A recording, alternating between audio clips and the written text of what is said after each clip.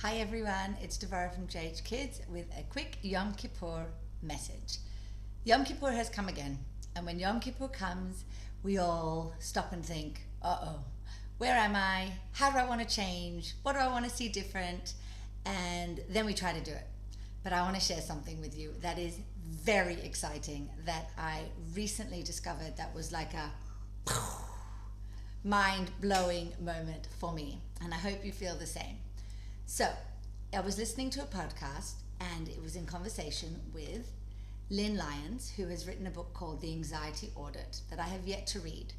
But one thing she said, which was mind-blowing for me that I want to share with you, is she said the unhelpful thinking patterns that we have, that we use throughout our day, that we use when we interact with the world, are the very same unhelpful thinking patterns that we would be employing when we are trying to fix those unhealthy thinking patterns. Okay, you might be looking at me going, Devara's gone mad. I don't understand what she's saying. And I'm trying really hard, so I'm going to elaborate a little bit further. So let's take, for example, the unhelpful thinking pattern of catastrophizing. What does catastrophizing look like? It looks like, if I don't pass this test, I will never be able to finish school and I will be a failure. Or, I forgot to order my lunch for the kids. My kids are going to starve. They're going to feel abandoned. I have damaged them forever. Or, if my 6-year-old doesn't do homework, he's going to be a school dropout and he will never learn to be organized. If my kid doesn't have a tidy room, they won't ever be able to get married or live with another person. Oh goodness, my child wasn't invited to that party. They're never going to have any friends. These are some examples of catastrophizing, catastrophic thinking. It's too good to be true. Something bad's going to happen. This equates with this catastrophe. Now let's say I think to myself, hey, I've noticed that I think in a catastrophe way. I catastrophize. I want to stop catastrophizing. So the first thing I'm going to do is I'm going to say to myself, I want to stop catastrophizing. So that means that I am going to stop it forever. I am never going to catastrophize again.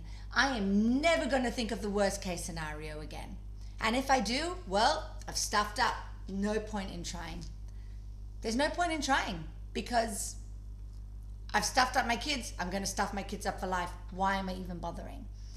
So the very same thinking of catastrophizing is not helping me, I'm going to use when I try to fix it. So I thought that was brilliant because I've tried to fix things. I've tried to overcome unhelpful thought patterns, be it catastrophizing or all or nothing thinking. And then I wondered, why isn't it working? Why aren't I able to overcome this unhealthy thinking pattern? And I believe, based on what Lynn Lyons shared, that the reason I'm unable to overcome my all or nothing thinking or my catastrophic thinking is because I'm using all or nothing thinking to overcome my all or nothing thinking.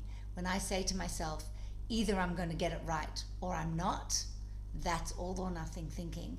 If I say to myself, okay, I've yelled at my kids, I said I'm never going to do that again, there's no point in working at it again, that is all or nothing thinking.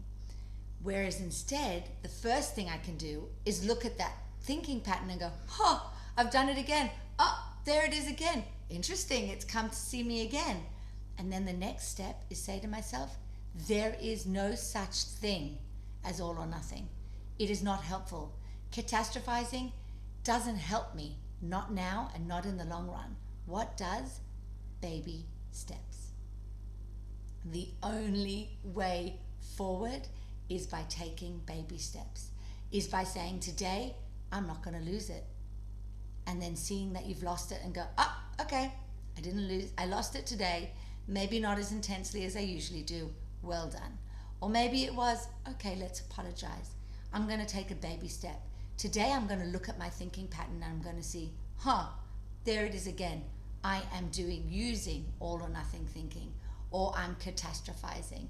And then the next step might be to look and go, today I didn't lose it. Well done. Dvara, baby steps. Baby steps is the only way.